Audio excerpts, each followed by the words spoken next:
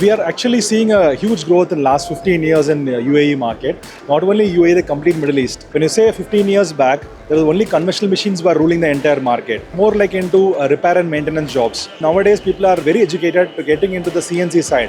Good morning, everyone. I am Ramanan KKV, CEO of Poppies Automation Private Limited.